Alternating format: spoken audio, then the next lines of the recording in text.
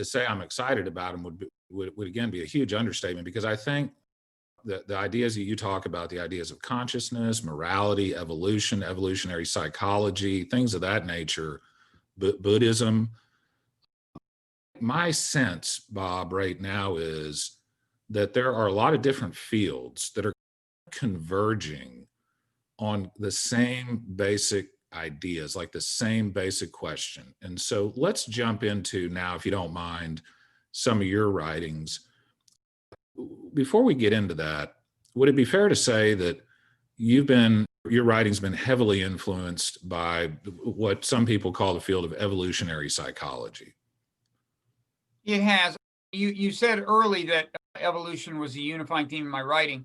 It is, but I would extend that to include cultural evolution, which my book Non-Zero was about, and my book The Evolution of God was about. And that is to say, a process that is in some ways analogous to biological evolution, although in certain respects messier and more amorphous, but just the way over time bodies of religious belief evolve, they change, some ideas are retained, some are dropped by the wayside, science evolves.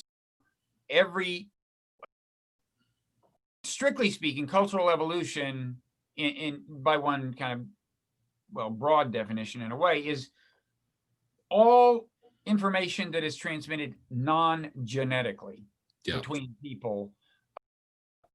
And that is all subject to evolution, and that has gotten us where we are today. So at a social level, it's gotten us from hunter-gatherer society to the brink of globalization, to the brink of, to globalization, and the brink, I would say, forming a cohesive global community. And one of my current obsessions is trying to help that happen, as opposed to the alternative, like falling into Me the too.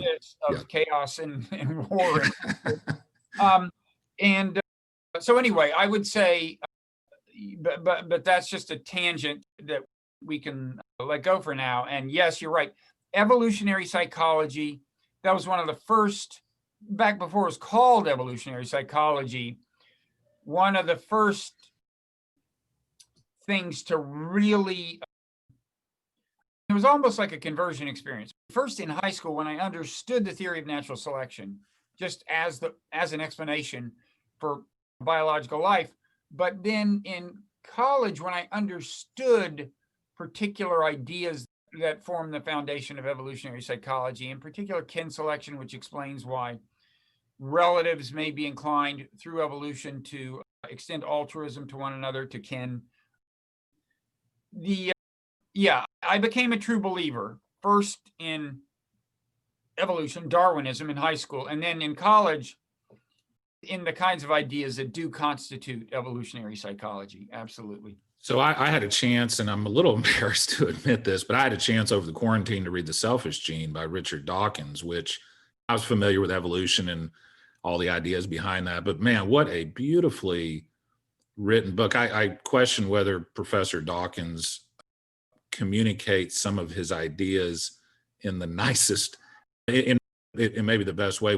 That would be a whole nother conversation. But one of the things that I found really interesting about The Selfish Gene was at the very end, where Dawkins essentially introduces the concept of the meme, which is, you're talking about, that is a non-biological but self-replicating unit.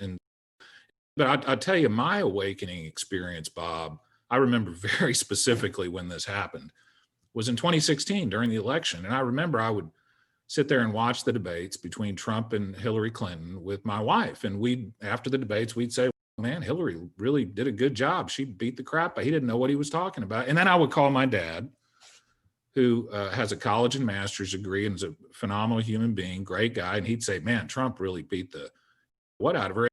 And I was sitting there asking myself, how could it possibly be that two educated people of good faith could literally watch the exact same thing and come to these totally different conclusions? And so that really led me into the study of consciousness, cognitive biases, meditation, Buddhism, a lot of the stuff you write about.